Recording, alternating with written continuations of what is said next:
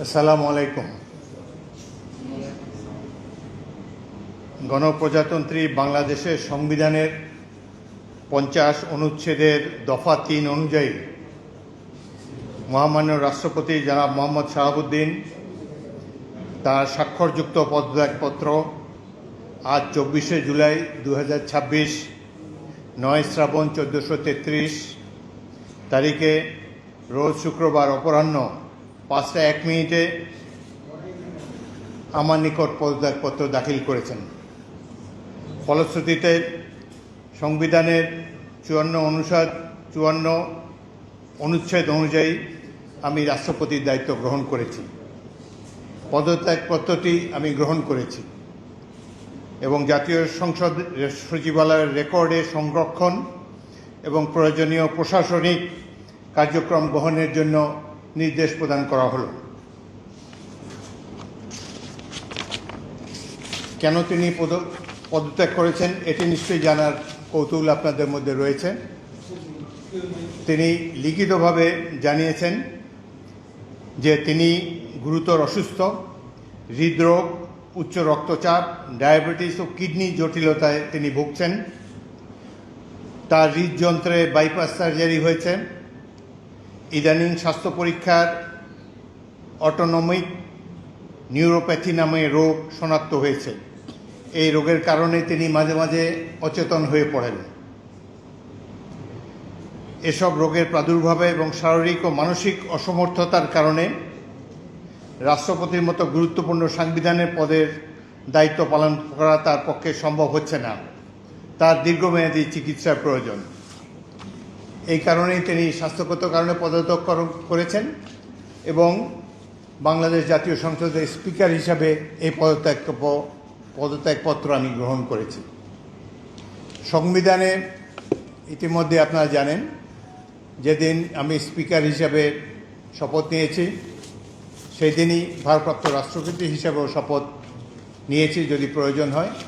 একইভাবে আমাদের deputy speaker সাহেব তিনিও যখন ডেপুটি স্পিকার হিসেবে শপথ নেন শপথের অংশে বর্ণিত থাকে যখন বলা হবে কোনো কারণে যখন স্পিকারের চেয়ার শূন্য থাকবে তখন ডেপুটি স্পিকারের পদের দায়িত্ব পালন করবেন। সুতরাং আজকে বাংলাদেশের নানা ধরনের কথাবার্তা আমি দুপুরে এসেই শুনছি। দেখা গেল যে এটি প্রকৃত। তিনি শারীরিক অসমর্থের কারণে পদত্যাগ করেছেন। আমি তার মঙ্গল এবং সুস্বাস্থ্য কামনা করি এবং আমার মনে হয় তিনি মাফিয়া সরকারের আমলে নির্বাচিত হলেও বর্তমানে জনগণের ভোটে যে সরকার নির্বাচিত হয়েছে তার প্রতি তিনি সমর্থন এবং শ্রদ্ধা প্রকাশ করেছেন সবসময়। আমি তার মঙ্গল কামনা করি। আপনাদের সবাইকে ধন্যবাদ।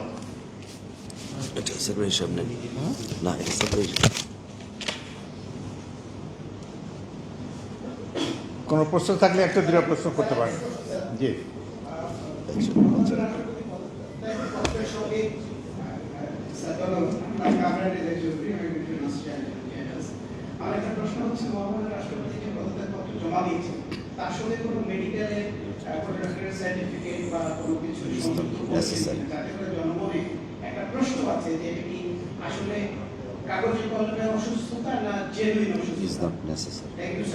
আচ্ছা শোনেন, বাংলাদেশের রাষ্ট্রপতির পদত্যাগ একটি গুরুতর ঘটনা।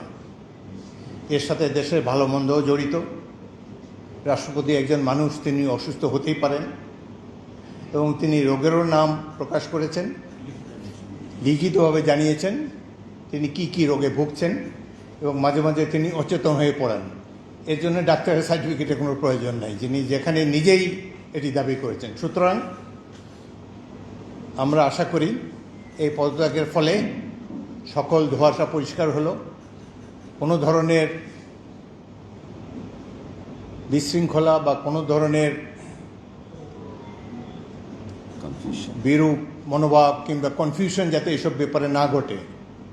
রাষ্ট্রপতি পদত্যাগের আগেও রাষ্ট্রপতিরা পদত্যাগ করেছেন বিভিন্ন কারণে। রাষ্ট্রপতি দেশের একজন সম্মানিত মাননীয় রাষ্ট্রপতি, তিনি পদত্যাগ করতেই পারেন এবং এই চেয়ার তো কখনো শূন্য থাকে না এবং আমি জাতীয় সংসদের স্পিকার হিসাবে এই পদত্যাগপত্র গ্রহণ করেছি। এটি হলো বাস্তবতা। আশা করি সকল ধরনের কনফিউশন এখন থেকে দূর হয়ে যাবে।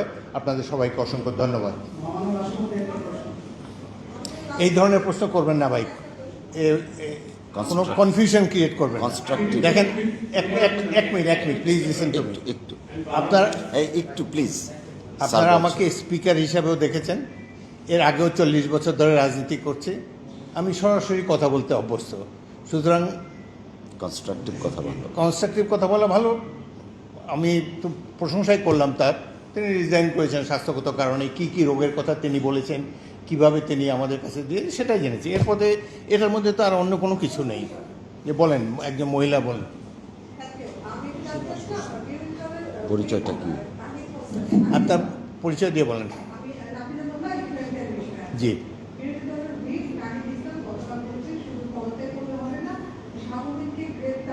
No comment. এ ব্যাপারে আমার কোনো মন্তব্য নাই।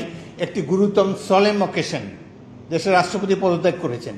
Late us do justice to him. Thank you very much. Thank you. No.